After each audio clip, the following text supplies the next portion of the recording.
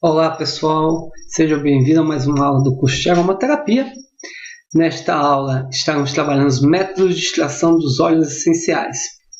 Não quer dizer que a gente precise, extrair os óleos, mas é interessante a gente saber como é que faz, a forma de qual faz. Vai que alguns de vocês aí pensam futuramente em colocar uma grande empresa aí de distribuição de óleos. Então tem que entender como funciona, pelo menos o conceito básico de como funciona esse tipo de extração. E até para você entender o preço de um óleo. Porque às vezes você vai ver, nossa, tal óleo é muito caro.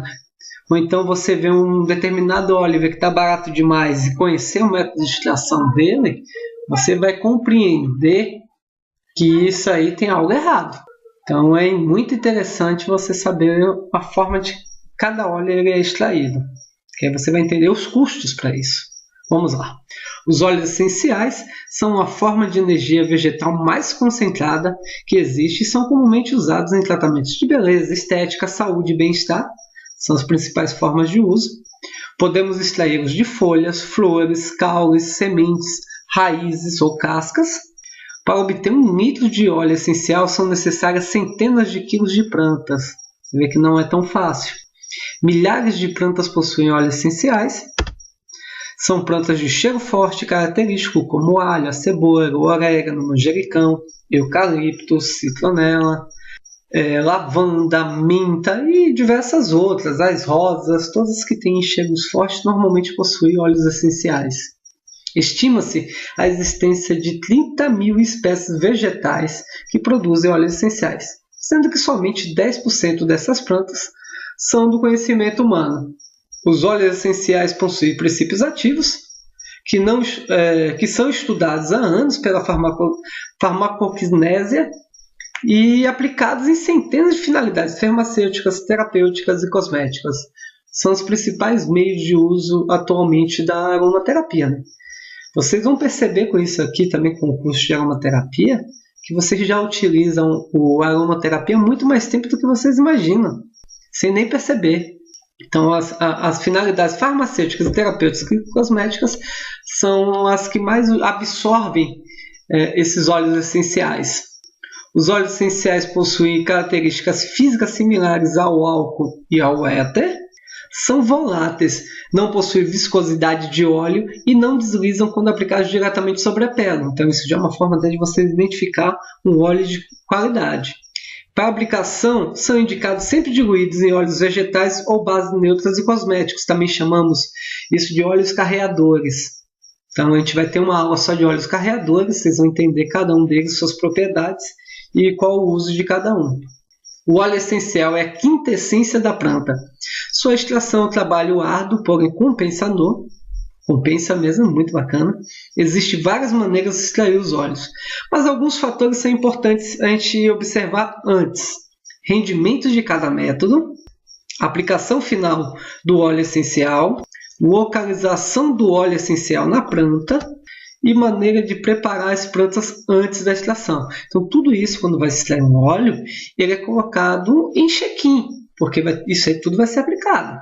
Os óleos essenciais são substâncias aromáticas presentes nas estruturas determinadas das plantas, chamadas plantas aromáticas. Através do processo de extração, conseguimos obter essa substância, que além do aroma concentrado, possui também um efeito terapêutico em nosso organismo. Existem 6 tipos de extração para a obtenção dos óleos essenciais. Vamos lá? O primeiro é destilação a vapor. Vocês estão vendo aí nessa imagem aí, podem observar que são milhares de pétalas de rosas pelo chão e essas máquinas de destilação a vapor. Esses tanques imensos, isso aí tem um processo muito grande. Este é o método mais utilizado no mundo inteiro para a extração de óleos essenciais. Consiste em submeter o material vegetal à ação do vapor d'água, extraindo o óleo por meio de arraste do vapor. Esta é a técnica na destilação, é o arraste do vapor. Funciona dessa maneira. O vapor da água passa através do tecido da matéria-prima vegetal, retirando o óleo que está dentro de suas glândulas.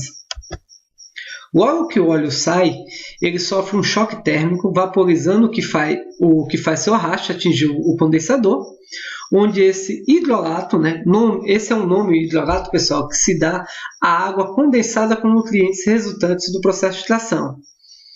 Ele se resfria voltando à fase líquida. Vocês podem observar aqui nessa máquina que está mostrando isso. Você vê a caldeira, o vapor, a extração, né? O vapor ele vai ser meio que prensado aqui. Depois ele vai passar nos condensadores. Esses condensadores vão jogar para dentro de um recipiente. O que está abaixo é água, o hidrolato, né? Que é HO. E acima ficam os óleos essenciais. Por fim, essa mistura sofre um processo de destilação que separa a água do óleo essencial. Então, é um processo final, é essa parte aqui, a destilação, que faz o processo de óleos essenciais e hidrolato. É importante lembrar que para se ter uma eficiente e completa extração do óleo essencial, é necessário que o material a ser destilado deve sofrer um processo de eliminação de resíduos. Então, a gente tem que tirar as impurezas da biomassa. Isso tem que ser bem selecionado, sem impurezas. Lembre-se que as plantas meio natural têm insetos, tem sujeiras, terras, entre outras coisas. Então, isso tem que ser bem selecionado. O segundo método é a prensagem a frio.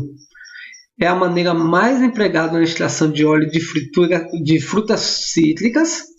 Aí com fritura, deve ser a fome. Então, extração de óleo de frutas cítricas, como laranja, limão, tangerina, grapefruit, entre outras. No Brasil, na maioria dos outros países, esse método é muito empregado em empresas produtoras de suco para extrair esse insumo. Ele consiste em colocar a matéria-prima em uma prensa hidráulica que esmaga até expelir todo o suco e o óleo essencial delas. O óleo essencial, então, é separado do suco com a ajuda de jatos d'água, que formam uma emulsão composta por 1% a 3% de óleo essencial, fragmentos sólidos e outros detritos, que logo em seguida são separados por um ciclone. Finalizada a etapa, o óleo passa por um conjunto de centrífugas para clarificação, deixando em 3 fases. Uma fase leve, rica em óleo, uma fase intermediária, rica em água, e uma fase pesada, rica em sólidos insolúveis. Por fim, a fase leve, que contém até 80% de óleo, é levada para tanques decantadores para a separação final. Hidrodestilação é um método muito utilizado em laboratórios. Ele consiste em mergulhar toda a matéria-prima vegetal, o que o diferencia da destilação a vapor. A extração, por sua vez, ocorre a uma temperatura inferior a 100 graus, o que, apesar de tornar a destilação mais lenta, é com menor rendimento, evita também a perda de compostos sensíveis a altas temperaturas. Esse daqui é o método, né, que você vê a maioria de cobre, mas existem outros materiais. Ele também tem um processo de fervura, e aí vai condensando até o resultado final.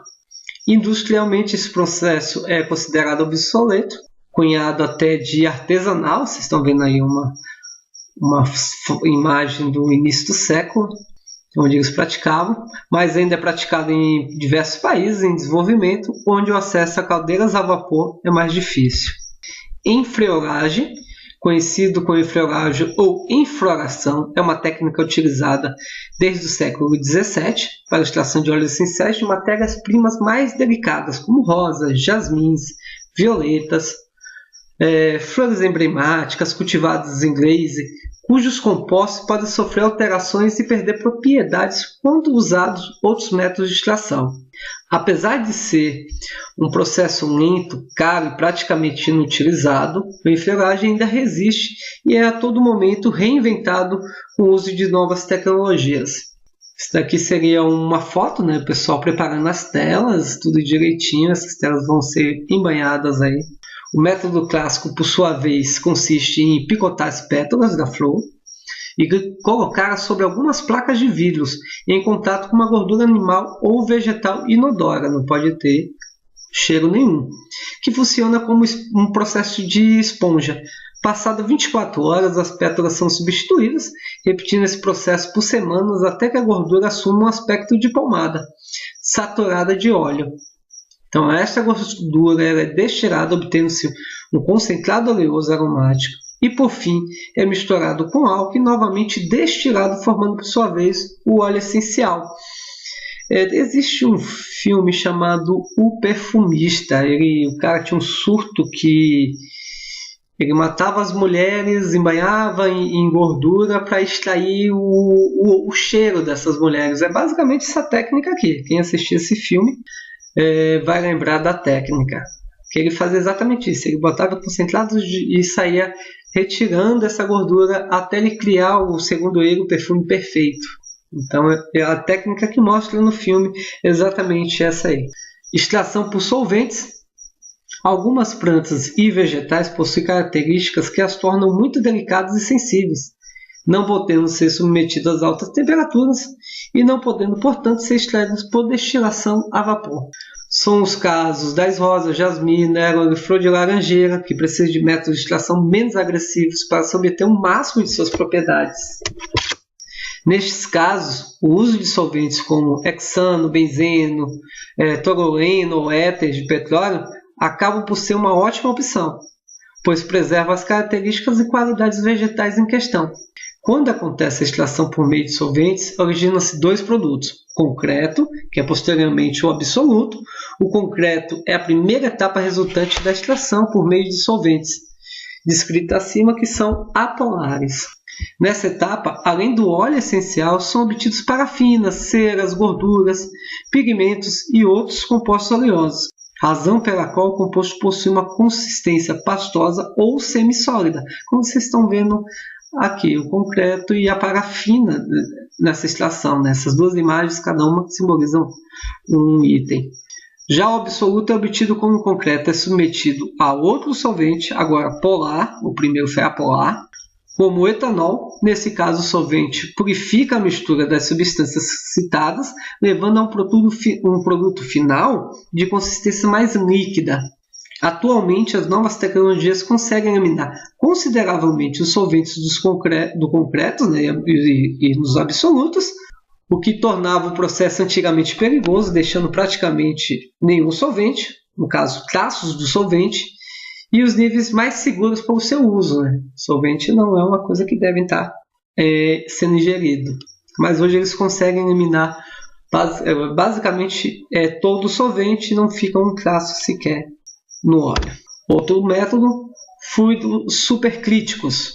Nos últimos anos, o método de extração de óleos essenciais, usando os fluidos supercríticos, vem ganhando muito espaço nos processos industriais. Essa imagem que vocês estão vendo aí é um aparelho para esse tipo de extração. Isso porque ele apresenta uma grande vantagem em relação às outras técnicas, uma vez que ele usa uma tecnologia atóxica, limpa e não residual, diferente do anterior, que mantém a integridade quase total da matéria-prima usada. O processo se baseia na ideia de usar gases que, em determinada temperatura e pressão, ficam em um estágio entre o líquido e o gasoso, tornando-os supercríticos, podendo agir como solvente da matéria-prima. O gás mais utilizado para esse processo é o CO2, supercrítico, que, além de ser barato e abundante, apresenta uma densidade relativamente alta, como a de um líquido, baixa viscosidade e alto poder de penetração, característica predominante dos gases. O que confere o CO2 excelentes qualidades de penetração nesse caso. Outro destaque fica por conta do fato de que, para obter, é preciso operar todo o sistema a uma temperatura de 31,4 a uma pressão de 73,8 bar. Então, temperatura 31,4 centígrados e uma pressão de 73,8 bar. Vamos lá dar uma ideia do que seria 73,8 bar. Uma moto de grande porte, tipo uma Bros, no pneu dela, a pressão que está ali é em média de 29 a 31 bars. Então já dá para ter mais ou menos uma ideia. Por causa disso, o método não oferece riscos de reações secundárias, como oxidações, reduções, hidrólises e degradações químicas. Essa daqui, a imagem que você está vendo aqui é basicamente a imagem do processo, né? Como seria um esquema. Aqui ela sozinha. Então a gente tem um tanque aqui, um cilindro sifonado, que ele está ligado a um tanque pulmão, sifonado encamisado, que é esse processo aí. Tem o banho termostático, a bomba de alta pressão, o transdutor de pressão, um extrator, que é esse filtro que vocês estão vendo aqui.